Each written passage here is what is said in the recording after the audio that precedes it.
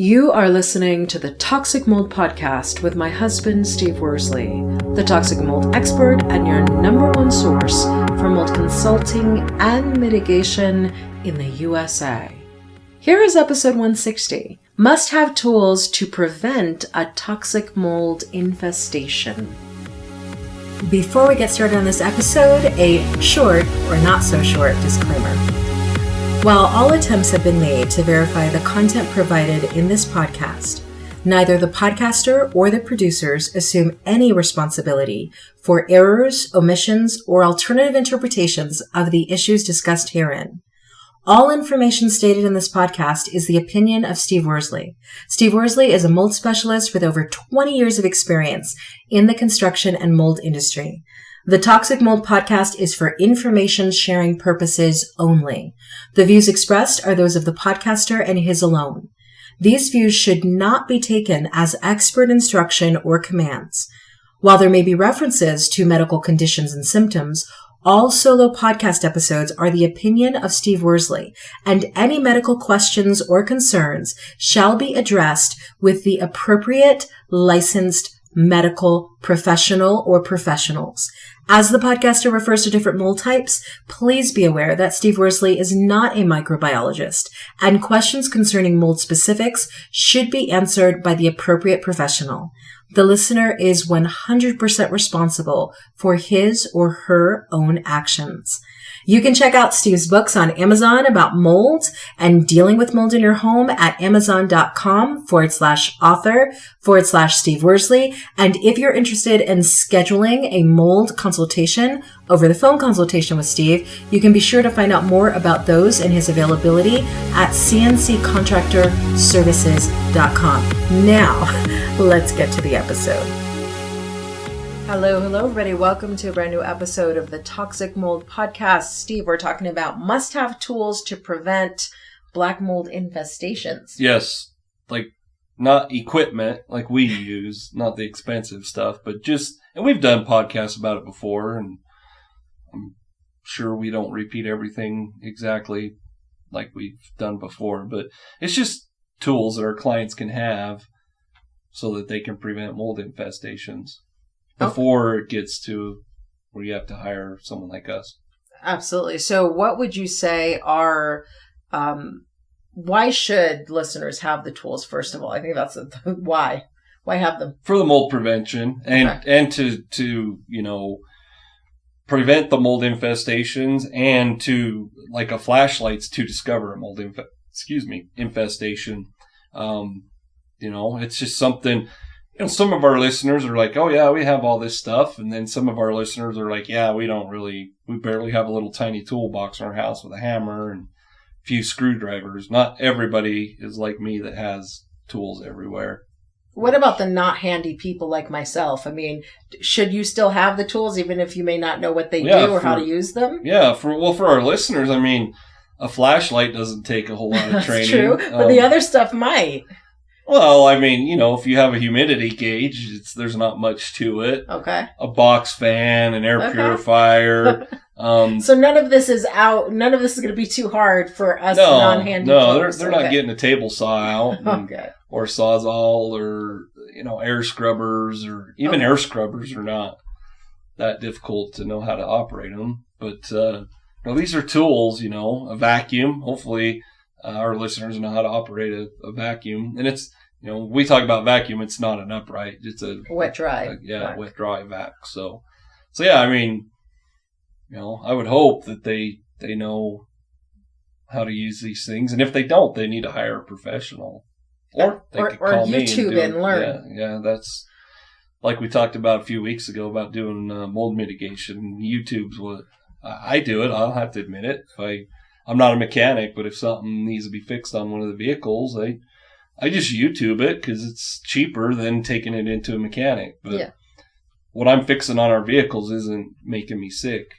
It's not an indoor air quality concern. So what we do is obviously a little more concerning when it comes to your health than what I use YouTube for. Exactly. Okay. So what tools do you suggest that people have handy? So I have, I wrote down a list and I Googled, of course, prices of things these days are right now is a little difficult. So, I Googled the prices and, so you just tell me which one you want me to explain, but something like a flashlight, humidity gauge, plastic sheeting, wet dry vac, some people call them a shop vac, a transfer pump, a box fan, air purifier, dehumidifier, fungicides, biocides, so chemicals. And then, of course, one of the most important things is our checklist that we offer. Absolutely, that you sign up via email on cnccontractorservices.com. That's free. That's free, so definitely download the mold investigation checklist. But some people may not know what a transfer pump is. Well, it just people probably have different terms. You could call it a trash pump. You could just call it I don't know what they would call it, but you can actually use a wet dry vac for that. That's more or less a transfer pump is you plug it in. It's probably 0.5 horsepower pump. There's a discharge hose you put on it. There's a suction hose on the other end.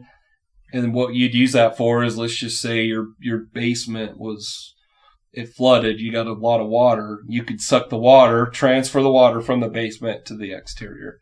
That's why I call it a transfer pump. And so a transfer pump is not the same thing as a sump pump?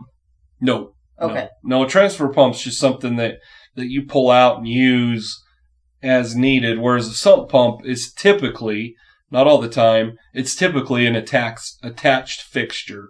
Oh, okay. Meaning it's in a sump pit. You don't just go and plug it and then take it, let's just say, to your basement that's flooded and plug it in. I mean, you could, but that's not what they're designed for. It's attached to plumbing pipes and all sorts of stuff. Okay. Does that make sense? So a transfer pump is portable. Exactly. You can go buy it at Home Depot or Lowe's. You can, okay. Now, why do you say a box fan, meaning it not an oscillating fan or a stand-up fan, but a box fan? Okay. Just a fan. But I figure a box fan is bigger. I mean, not bigger, but it's a square. Yeah. So does it give you any advantages? No, I just put box fan because it's one of the most common. Okay. Like, we use fans that you can put underneath carpet and padding and all that. So what we use is a little more expensive, but it can be an oscillating fan, any sort of fan, just to dry out the area. And that's what you would use. And like I said, I put box fan because they're cheap. Like literally you can buy them for, when I did the pricing on it, it was $30. So, okay. And if you buy that, you can get the area dried out. Now, keep in mind, though, if you're using a box fan and you actually have a mold infestation, that's a big no-no. Because you're spreading the mold. Yeah, you're spreading the mold spores everywhere. But the purpose of that fan is to dry out the area, just like a dehumidifier. Okay. And so air purifiers and dehumidifiers, I'm assuming you could spend a whole bunch of money on those. Okay. Yep. Yeah, and an air purifier is something that people would use, our clients in their homes. It's similar to what we use as professionals, and I call it an air scrubber, or a negative air machine. But air purifier is something that, could come in handy. And we've talked about that before. Most of the time, you would run an air purifier all the time. And, that's to make sure your air is healthy for you to breathe. Okay. And then when you're talking about fungicides and biocides, where do you go in Lowe's or Home Depot to find that? In the cleaning section, so wherever you'd find like Clorox or stuff like that, household cleaners. Okay. Concrobiums, there's all sorts of different terms they use. We use all different chemicals that I'm not going to go into and explain, but when it comes to your hardware stores, like Mold Armor is typically the brand, and it just, sometimes it's stain remover, things like that, but one thing our listeners should know and we've talked about it before, be careful of what you're spraying that chemical on. Because remember, it could contribute to a mold infestation. Absolutely. The whole myth of you can't just always spray mold. Yeah. Because if it's a porous surface, you're actually making it worse. Okay. And we've done podcasts about it. Yeah. And so knowing when to use a fungicide or biocide and what to use it on is important. More or less, for our listeners, they're using it as a cleaner. Okay. So if they're cleaning it off their tile, or let's just say their granite countertops or non-porous surfaces, that's the only time we want them using those. Okay. And it's something to have, it's handy. And I know with the pandemic, with COVID, I'd imagine people that weren't that big on having Clorox wipes and all that in their homes, after COVID, most people probably have all those things. Absolutely. Now, what about PPE? Obviously, post-pandemic, PPE has been a big topic. Should people have as part of their mold, like the mask, Yeah, it's actually not even on my list, and that's a good thing to bring up. Personal protective equipment, things like masks, gloves, monkey suits is what I call it. It's a full Tyvek suit. Safety glasses, those are very important. And I didn't even think about that because that's more stuff we use when we're mitigating. But yeah, for our listeners, you should have gloves and stuff on when you're dealing with chemicals. Okay. That makes sense. And then what about the plastic sheeting? What is that for? So our listeners hear us talk about containments all the time when it comes to mold mitigation. And plastic sheeting could come in really handy if, let's just say, you have a laundry room down in the basement and for some reason something floods or breaks. You can put plastic sheeting up around that laundry room to keep all the mold concerns in that laundry room. Okay. And it's, for our listeners, it's something to do before the professionals get there. Absolutely.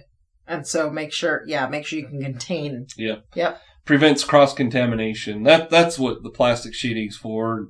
We use it a lot, obviously, as mitigators for containments, vapor barriers, all sorts of stuff. But for our listeners, it is very handy to have if they need to just close off an airspace and make sure they're not moving mold spores from their laundry room to the upstairs bedrooms. That makes sense. And then the wet dry vac. Now, I think most people will have a wet dry vac, but I'm assuming that when you're talking about the wet dry vac in this sense, if it is ever going to be used for mold infestations, shouldn't that be a different wet dry vac from the one you typically use in your home? So you should have two? But what we're talking about, this isn't for mold mitigation. I want our listeners to know we're not trying to tell you to use these for mold mitigation. This is to prevent mold. And so that wet dry vac would be to, whether it's vacuuming, or if it's to suck up water, which a transfer pump can do too. But to go back to what you were saying, yes, we use them, but they're HEPA vacuums. Okay. So they're not your typical $120 vacuum. They're $1,000, $1,000 plus.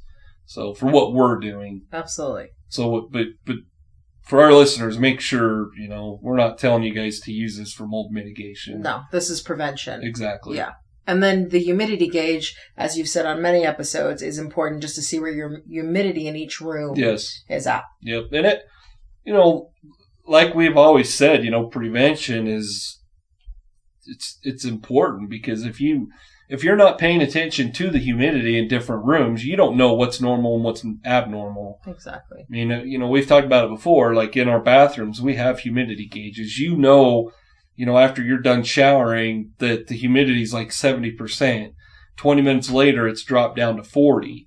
Now, if it's always 70% in there, we know there's something going on. Correct. The fan's not working right. There's a leak somewhere. So humidity gauges are just I don't want to say no-brainer to sound demeaning, but that is the cheapest, easiest way to monitor what the humidity is in your home, which is it's a good way to know what the indoor air quality is doing. Because if it's humid all the time, that's promoting all sorts of growth, not just mold, So. Absolutely. So having that is important.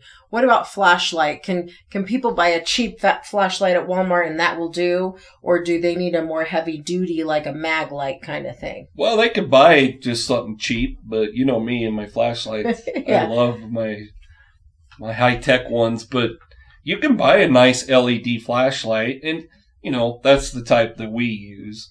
But they can buy a decent one for, $40, $50. They can buy, now buying rechargeable ones, which is what we use because we use them so much. You're going to, you're talking $120, but still, a good LED flashlight's a great way to go.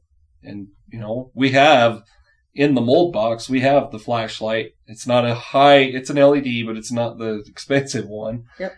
And humidity gauge. So, those are things we have for the mold box, which is a mold prevention toolkit, or I guess I wouldn't call it a toolkit. But yeah, it is a toolkit. There's lots of tools in there to help them. Oh, okay. Yeah. When I think of tools, I think of like real tools. Yeah, no. Well, and we don't sponsor Maglite. We could, but Maglites are also good self-defense mechanisms because they're so heavy. Honestly, for our listeners, I don't use Maglite. Oh, see, I like Maglites. Yep. Yeah. And I use a different brand, and I love them, and I've used them for years now. 15 years ago, I used the big old long Maglite that took 4D batteries, but we don't use those. We use a lot higher quality, in my opinion, lights. And we have flashlights, we have headlamps, we have... Oh, that's right. You do like your headlamps. Yeah. That's probably a good thing to add to this toolkit. The headlamp? Yes. Yeah, it comes in handy. You like that a lot. Yeah. And, when our technicians are doing mold mitigation, especially in like crawl spaces or... You need that. Our floodlights can't get it. They work perfect. I mean, they're kind of expensive, but... That's probably one of my favorite things is that headlamp. I'll put it on to do anything. Exactly. Because it helps, It's got 4 different settings on it, and, I forgot to put that on. Yeah, so headlight, is that what it's Headlamp called? Headlamp is helpful, and then a regular flashlight, and find the flashlight that you like. Yeah, and like you said, we're not promoting any brand, but, whatever our clients like. I like the LED because... especially when we're doing inspections, it's actually easier or better, in my opinion, more effective to shut the lights off. And I use that LED light, and it'll pick up water stains and cracks and stuff like that. Mm-hmm. So to me, the LED is just a lot better quality. Yeah, definitely. The bulbs last forever. Not literally, but a lot longer than a normal bulb on like a mag light. Okay. Well, and a lot of people might be listening to you go through this list and in the, gas prices being as crazy as they are right now, egg prices being what they are right now, people are pretty cost conscious. So if somebody said, yeah, I'd love to be able to get all of these, but that doesn't fit my budget, and they could only get a few of the things you just mentioned, what would you recommend if they could only get some of this? What should be on that list? So number 1 would be that humidity gauge. And we've talked about it before. Obviously, you get what you pay for, but you could get like a 3-pack or whatever for less than $50. And that would be my number 1 thing is humidity gauges. I would recommend having more than just one. And then a flashlight, and then probably the wet vac. And, that way, if you have a moisture intrusion event, the wet vac can get it sucked up. Mm-hmm. Flashlight you can use for anything. And humidity gauge is something you're always looking, I'm not saying you have to look at it every day, but monitor the humidity in a few different areas throughout the home. So those 3 things, once again, prices are kind of jumping up and down, so it's hard to say, but they can get all 3 of those for less than $100. Not what we use, but our listeners can go get those, So humidity gauge, flashlight, and a vacuum. Well, and if you're an Amazon Prime shopper, just a little tip, put these things on your list and check the list weekly, because Amazon actually tells you when the price goes down by 10 or 20%. So wait until it dips 20% to buy it on your list. But you got to put it on a list on Amazon so you can check it. Okay. Yeah, that's probably pretty handy with the price of everything going up and fluctuating like it is. So, but it most of our listeners should have a flashlight, and I say should. You never know. Well, with the price of eggs, people, and the price of gas, flashlight becomes the last thing you're focused on getting. That's true. I mean, eating breakfast is probably more important than the flashlight. So what's your call to action for people who are listening? So if you don't have anything that we just talked about, the number 1 thing, and I just said it, is a humidity gauge. Okay. Get on Amazon and buy one. And like I said, you can buy a 3-pack for $20-$30, but get a humidity gauge, at least one. I'd say at least 3, and there should be one in the bathroom, one in your laundry room, and then one in like a common area, like a living room, and monitor those. And each room's going to be different, and the humidity's going to fluctuate. It's not, the bathroom one's going to come up and down depending on who's showering and how long they're showering and if they're running that fan. A living room should stay fairly consistent, but just pay attention to them and make sure they're not over 40%. Absolutely. And, if you feel like you're listening to this and you really want more of a step-by-step walkthrough of the things you should be doing, the mold box is a great place to start. Yep. Because you'll get that in there. Yeah, and they're available, on the website. And there is a flashlight and humidity gauge in those. And, then there's a lot of other mold prevention tools. I don't really call them tools, but they are, Yep. And educational materials in the mold box. Yep. There you go. And you can learn more about the mold box at cnccontractorservices.com. We will catch you on the next episode. Prevent toxic mold exposure before it gets in your home. Download Steve's free mold investigation checklist at tinyurl.com/CNC mold checklist. Again, download Steve's free mold investigation checklist at tinyurl.com/CNC mold checklist.